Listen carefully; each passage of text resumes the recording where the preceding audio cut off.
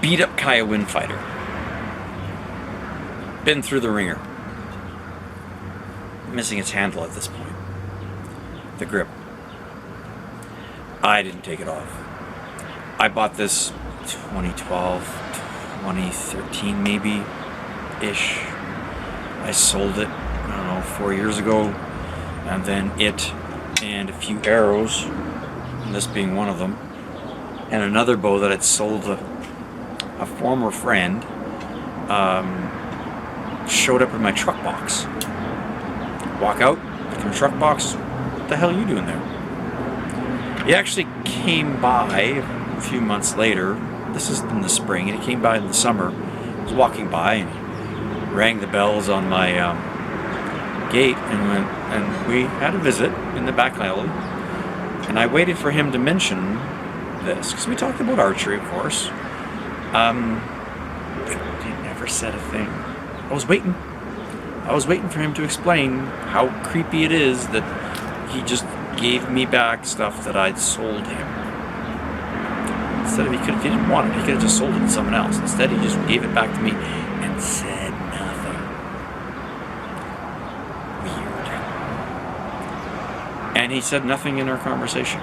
I waited. I wasn't going to ask, because I was waiting to see if he'd actually own up to it. Never did. Weird. But that is beside the point. It truly is.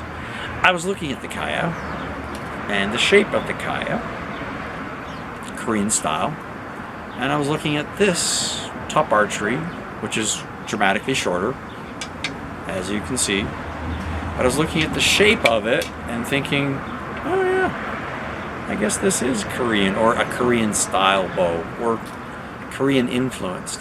I was thinking tartar at first, but now I'm starting to think Korean. It's got kind of a Korean shape to it. Maybe not quite, but close. One of the other interesting things I wanted to show you was they look like unstrung. And the point of showing them unstrung is to show the difference in quality. This is a beat up 10-ish plus year Kaya Windfighter that I and someone else has put through the ringer. This is only days old, since I received it anyways.